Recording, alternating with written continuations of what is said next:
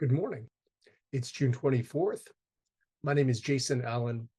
I'm a realtor based in Palm Springs, California, and weekly I bring you a market report based on the current housing data, and it's focused on one of the four cities that I tend to do most of my business in.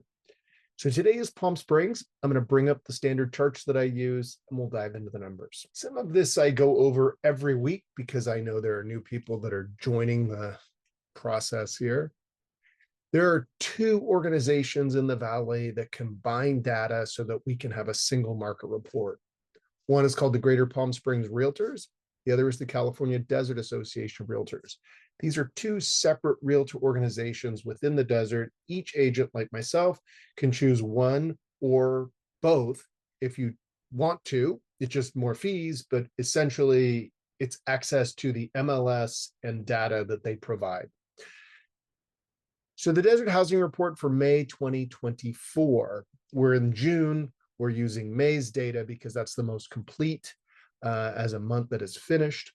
And we always start with this lovely picture of the valley. It's a golf course there. Don't know exactly which community it is, but Palm Springs is the green area here. You'll notice it's from a landmass perspective, it's one of the larger cities within the desert.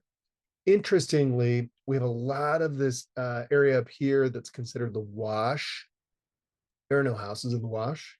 And then you have a lot of this that's actually mountainous range. We don't have a whole lot of houses on the mountains.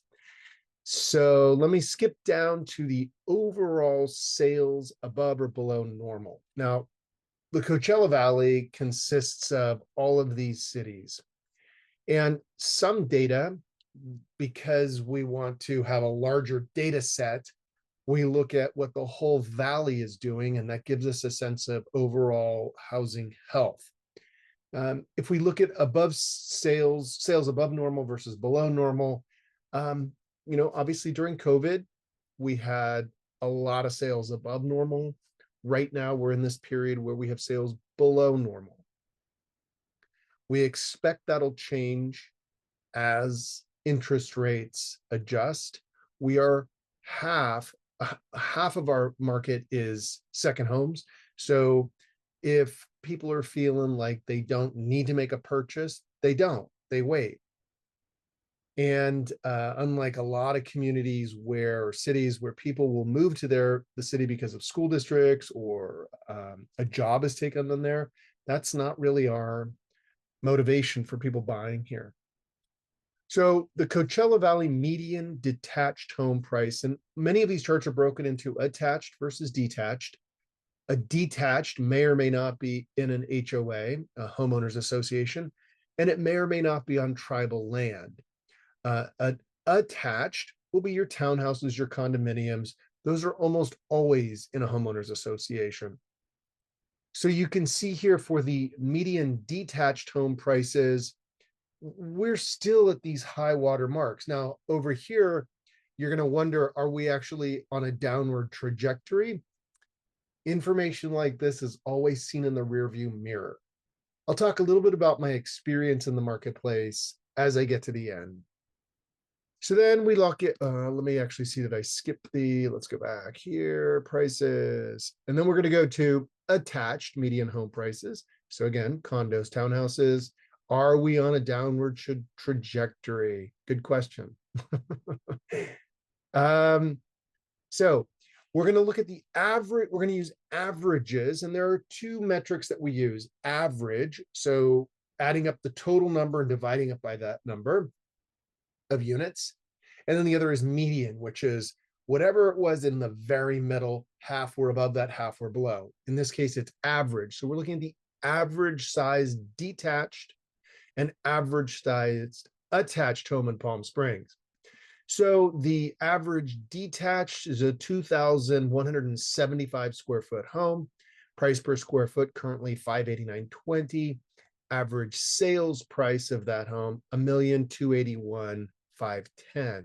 A year ago, it was $1,242,349. So it's an increase of 3.2%. And then just for the heck of it, we look at what that same house sold for, that same average home in 11 and 12, which was our low point in the market. And the increase, if you happen to have owned your home for the last 12, 13 years, your increase is almost 300% from your purchase price. So again, this is speaking to the amount of equity that's in the marketplace and why we're not, and I'm jumping ahead of myself, why we're not likely to see a wholesale bottoming out of the market. What we're experiencing are these sort of ups and downs based on other economic considerations. All right, let's look at the attached home. So the average attached home in Palm Springs is 1,250 square feet. Price per square foot currently at 360.68. Average price 450, 844. A year ago, it was 463, 600. So it's down 2.8% on average.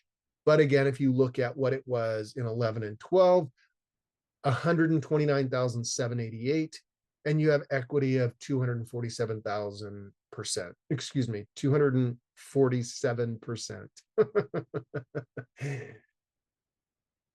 If we skip down, now we look at detached total sales. It's a 3-month average.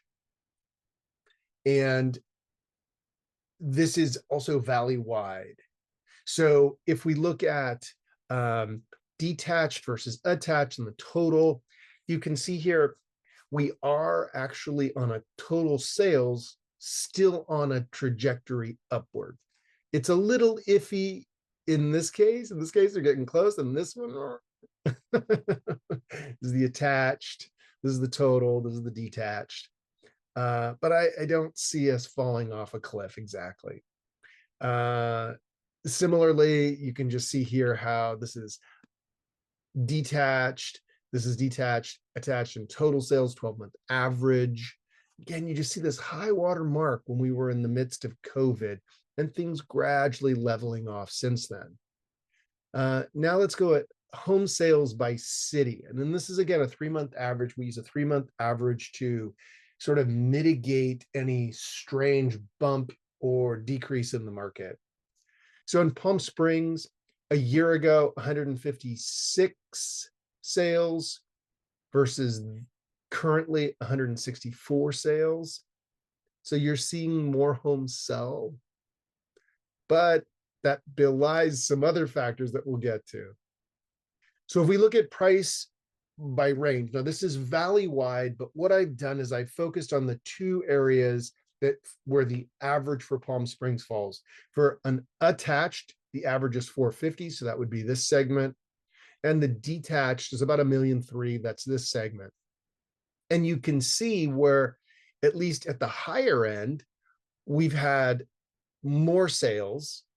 In the lower end, the attached, we've had fewer sales. And that's significant, actually. But again, it's valley-wide. It's not focused on Palm Springs.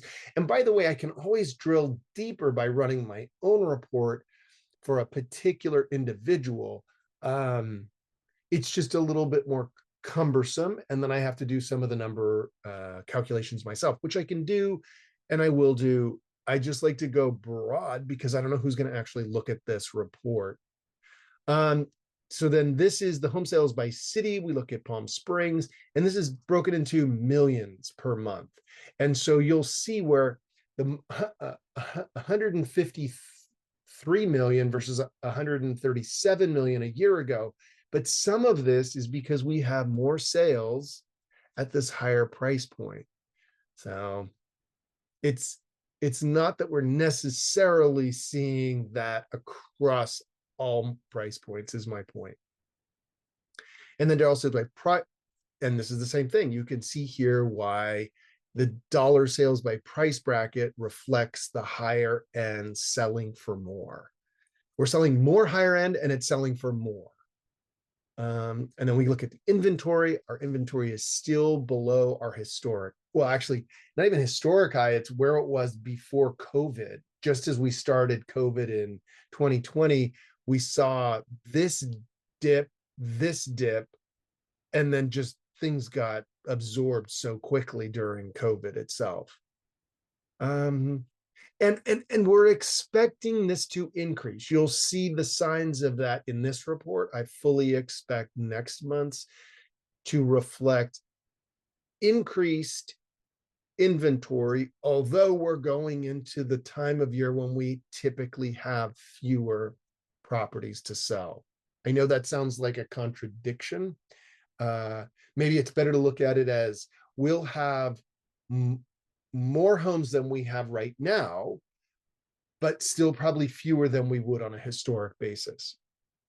And then if we look at inventory by city, as of June 1 versus a year ago, you can see here where our inventory is significantly higher in Palm Springs, followed closely by Palm Desert.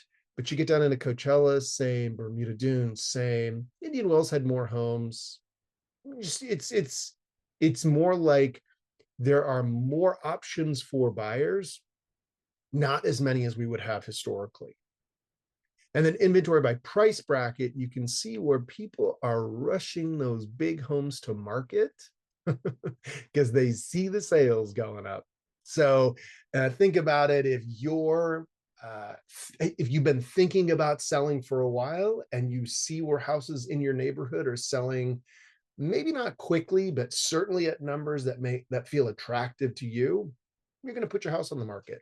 Why not? Especially if you're downsizing. We have a lot of folks that move to the desert who may have come from a place like San Francisco, or could have been Milwaukee, could be anywhere where they have a large house. Maybe it's 3,000 square feet. They don't want to get rid of furniture yet, so they're going to bring it all to the desert. And now they've been in that house 4, 5, 6, 7, 8 years, and they're thinking, I'd rather be in a smaller place. I'd rather be in a condo where I have less to worry about at that point in my life. I'm going to go ahead and give away or sell a lot of my furniture and then move to a smaller place. That's a lot of the demographic that's sort of working its way through that higher end. And by higher end, I just mean larger houses that cost more. And then this is the Coachella months of sales ratio based on an average 12-month sale. You can see where our regional months of sale ratio is on an upward trajectory. And then months of sales in Palm Springs, we have about 4 months worth of inventory. So whereas a year ago, we had 3 months of inventory, you see where inventory is increasing relative, or I should say our months of sales inventory is increasing in relationship to what we are selling. The market is generally slowed because of interest rates. I also think it has a lot to do with the election, that people are not moving as quickly. So days on market is also increasing. We're seeing somewhat fewer sales. So naturally, if one house sells and for every one house that sells, 2 houses come to the market, this is what we're going to see is a longer time for the existing inventory to be absorbed. And then months of sale by price bracket, little finer detail here. You have 2.5 months at the higher end, 3.5 months at the higher end. It was 3 months a year ago. At this attached price point average, you only have 2.5 months. You can see where these are going more quickly than these, even though more of these are being sold. And then the median days in market, and this is across the Coachella Valley. You can see that this was just before COVID, very similar to where we are today and where it's projected to go. And then median days in market by city in Palm Springs, we're looking at about 41. That's the median. So half of the homes went for longer and half were for shorter. So if you're approaching the median, it's probably time to have a price reduction.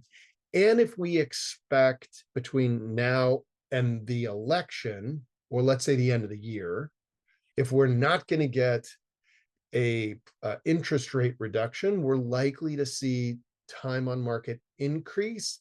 And then you as a seller have to determine, what's my burn rate? How much am I willing to spend on a monthly basis to keep a home as compared to an appropriate price reduction?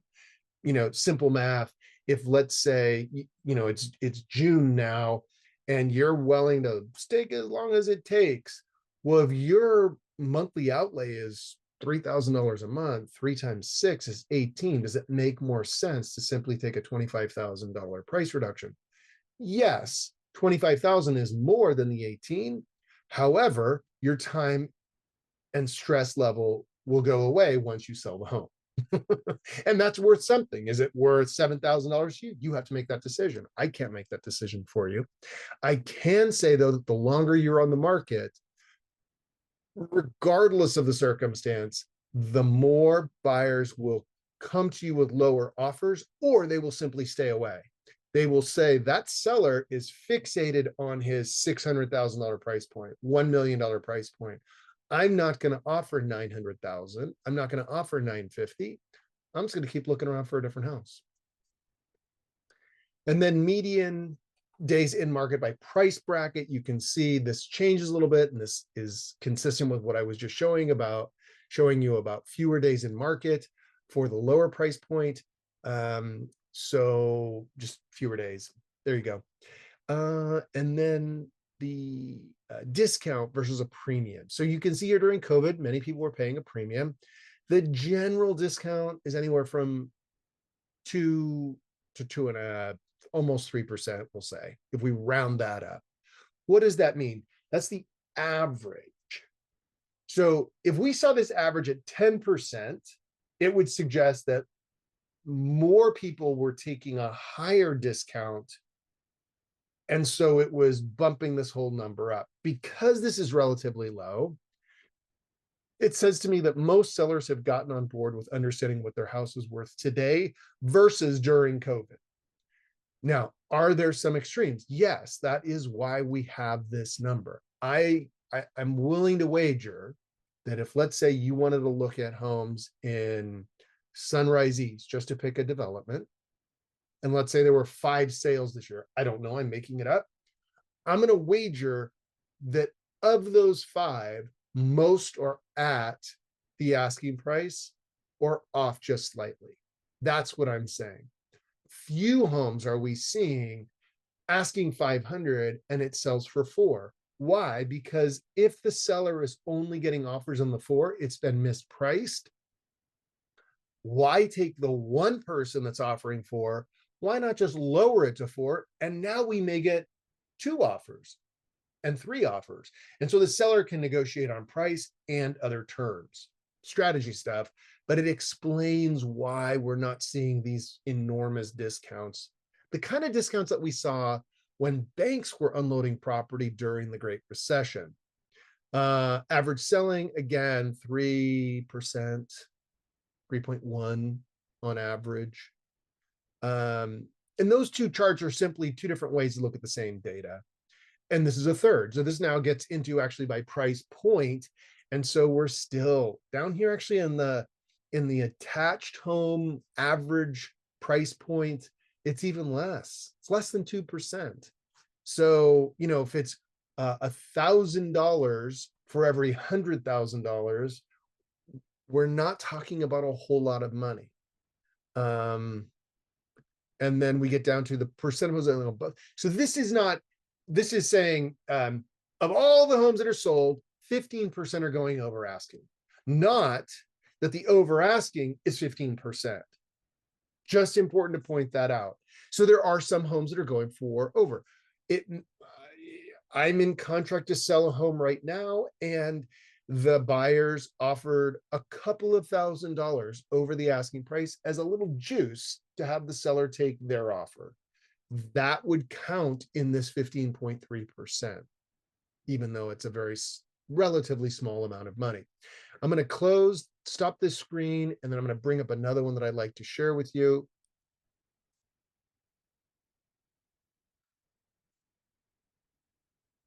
And this is the Chicago title market update. Love this little analog thing here. This is houses for Palm Springs versus condos, but in both cases, what we're seeing is a slight seller's advantage, not a dramatic seller's advantage. But this is just saying that our inventory continues to be low. And so sellers have a little bit more leverage in the marketplace. And the difference between this and the market report is that this is updated on a weekly basis, whereas the other is updated on a monthly basis. And at the bottom of the page or the bottom of the screen, you can see it broken into price brackets, just a different way to slice the same data that's also updated. And I always pause here. I just chatter a little bit. You get to zoom in, pause the screen, pause the video, and take a closer look at what interests you. And I will do the same thing for the condos over here. And while I'm doing that, let me just talk a little bit about my experience in the marketplace. And this is twofold. One, as I work with buyers and sellers, and when I go to our office sales meetings and I have conversation with my colleagues. Buyers are becoming remarkably selective about what they're going to put an offer in on. Buyers, and what are they focused on? Things where they don't have to do any work, or the amount of work they have to do is minimal. Maybe like they're going to repaint it because they don't like blues, or we're going to add solar, or we're going to recarpet. But these are aesthetic decisions, not I'm going to move this wall, I'm going to renovate this bathroom, I'm going to redo the kitchen. And some of that is driven by prices remain a bit elevated. So there's a nervousness, like if I buy a condo for 450, that average, and I then drop $25,000 or $30,000 into it, I don't see the market value of my property going up. So it's going to be, if values go up 3% a year, it's going to be 3, 4, 5 years before I actually get my money back. Now, that's what I'm observing. I have a conversation with people about that around, you have few selections out there, and what you've seen in terms of a bathroom or a kitchen you don't like. So is your ability to buy a condo that maybe needs a bathroom or a kitchen and renovating it to your style, is that worth basically front loading the cost by a year, 2 year, 3 year, 4 year, 5 years? Another way to say it is, not every home has to be equity positive day one. That was a phenomenon that we experienced when the market was going up like that during COVID. And it was like, oh, wow, great. I'm going to buy it today for 5 and I'm going to sell it tomorrow for 550. That's not a normal market. So my observation, and consistent with my colleagues, buyers are being extraordinarily choosy about what they're going to make an offer on. That's the first observation. Second observation, sellers are more willing to wait for their price, particularly those that, when we go back to that chart and you see where they have 200, 300% equity in their home, they've owned the home long enough that they can wait. Their carrying cost may be so low that it's worth it to them to wait out this little period until interest rates go down. We're past the election. People feel better about an economy that's doing very, very well. I would also say there's still a lot of pent-up demand. I will talk to buyers who will be like, I'm going to wait, but I definitely want to buy. And I have sellers like, I definitely want to sell, but I'm not ready because I'm not seeing in the marketplace a home I want to go buy. This is where we start to seize up. So my advice to anyone that's looking to buy or sell right now is, let's look at your individual circumstances and determine, is this now the time to make a lateral move? Houses are a little bit like stock. Can't live in stock. You don't have birthday parties in stock. But if you like stock, if you sell in one market and buy in the same market, you're less likely to take a huge dive if the market goes up or down. Dive down, obviously. Huge increase if the market goes up. You're kind of making that lateral lifestyle move. based on what works for you. Now, if you're coming into this market and you want to buy that second home, then you want to see how it is down here before you sell your home back home, or you just want to come during the winter, I actually think now is a really good time to buy. We may see prices soften a bit more again through the rest of the year. I don't see that as a permanent phenomenon. And so if you, let's say you're looking at that average 450 condo and you pay 450 today, and then we check it in September, October, November. Now it looks like it really would only sell for 425 because that's what your neighbor got when they went to sell. Yeah, you might have picked up another 25,000. But my sense is that this time next year, it's going to be at that 450 mark. It might be at 475. And that has everything to do with how people are perceiving the marketplace. And so if you're someone that will do a bathroom in a year or two, if you're someone that is okay with that kitchen the way it is, you absolutely should be in the marketplace right now looking. And if you're a seller and you don't have to sell, I'm going to say you don't do it. Wait, I love to sell houses. I like to list and sell houses, but I don't want to waste my time with a seller that's being unrealistic about what this market will give them. So that's what I got for today. I'm in a t-shirt. It's got my Keller Williams logo on it. It's summertime here. Temperatures are starting to go up. And as soon as I'm done with this video, I'm gonna be outside. So if you have any questions, never hesitate to reach out to me. Have a great week.